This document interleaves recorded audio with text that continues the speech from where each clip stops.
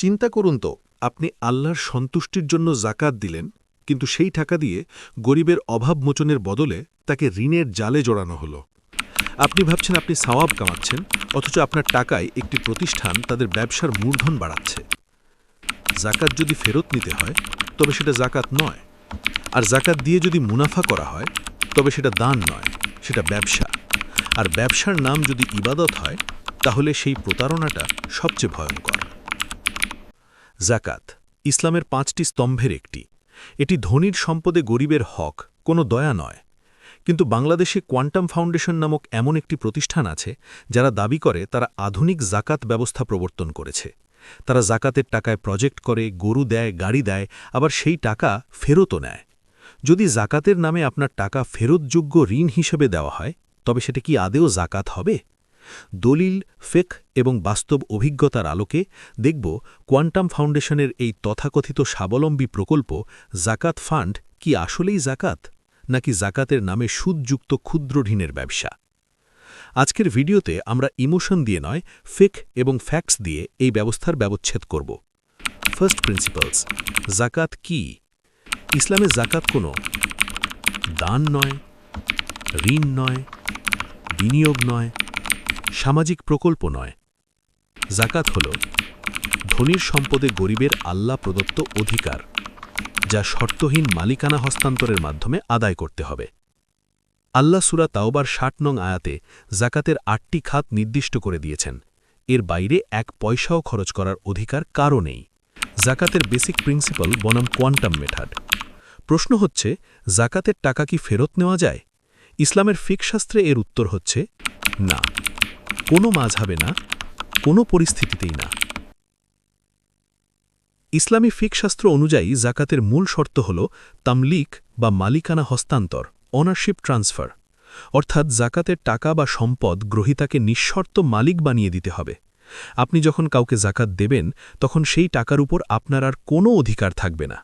গ্রহীতা সেই টাকা দিয়ে চাল কিনবে না ঋণ শোধ করবে, সেটা সম্পূর্ণ তার ইচ্ছা।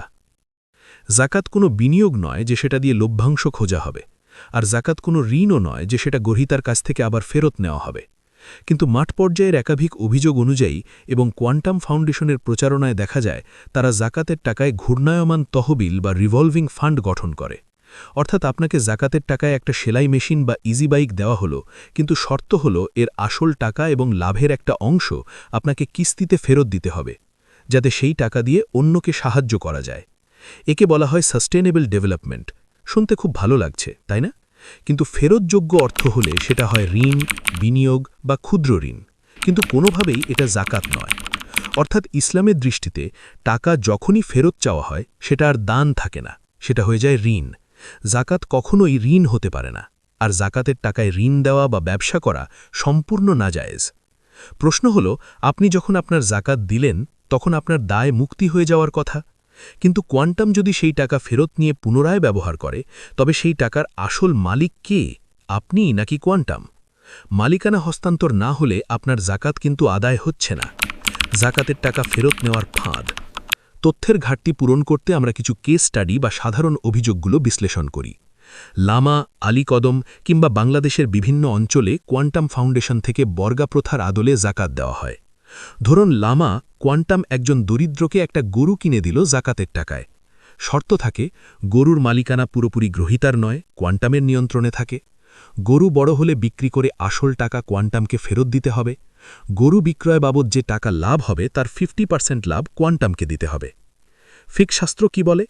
বিশ্ববিখ্যাত ফতোয়া বোর্ড এবং দারুল উলুম দেওবন্দ বা দেশের শীর্ষ মুফতিদের মতে, যদি গ্রহীতাকে মালিক না বানিয়ে বস্তুটি কেবল ব্যবহারের জন্য দেওয়া হয় এবং পরে ফেরত নেওয়া হয় বা লভ্যাংশ ভাগ করা হয়, তবে জাকাত আদায় হবে না। কারণ এখানে শর্তহীন মালিকানা দেওয়া হয়নি। এটি একটি ব্যবসায়িক চুক্তি বা পার্টনারশিপ, জাকাত নয়। কিয়ামতের দিন আপনি আল্লাহকে এটা বলতে পারবেন না, কোয়ান্টাম ফাউন্ডেশনে জাকাত দিয়েছিলাম, তারা কি করেছে আমি জানি না। আপনার জাকাত সঠিক জায়গায় পৌঁছালো কিনা সেই খোঁজ নেওয়া আপনার দায়িত্ব। যদি ভুল পদ্ধতিতে বা ভুল খাতে জাকাত দেওয়া হয়, তবে দাতা হিসেবে আপনি দায়মুক্ত হতে পারবেন না। এই ভিডিও কোনো ফতোয়া নয়, কিন্তু একটি পরিষ্কার ফিকহি সিদ্ধান্ত তুলে ধরে। জাকাত ফেরত নেওয়া যায় না। জাকাত দিয়ে ঘূর্ণায়মান তহবিল শারিয়া সম্মত নয়। সাস্টেনেবল ডেভেলপমেন্ট ইসলামে নিষিদ্ধ না। কিন্তু জাকাত দিয়ে নয়। প্রশ্ন থেকেই যায়, আপনি যে জাকাত দিলেন তা কি আদেও জাকাত হিসেবে আদায় হল? তাই আবেগে না ভেসে শারিয়ার মানদণ্ডে যাচাই করুন। আপনার কি মনে হয়, কোয়ান্টামের এই জাকাত পদ্ধতি নিয়ে আপনার কোনো ব্যক্তিগত অভিজ্ঞতা থাকলে কমেন্টে জানান। ভিডিওটি শেয়ার করে অন্যদের সচেতন করুন। সঠিক পদ্ধতিতে জাকাত দিন, গরিবের হক নিশ্চিত করুন। আল্লাহ আমাদের সঠিক বুঝ দান করুন। আমিন।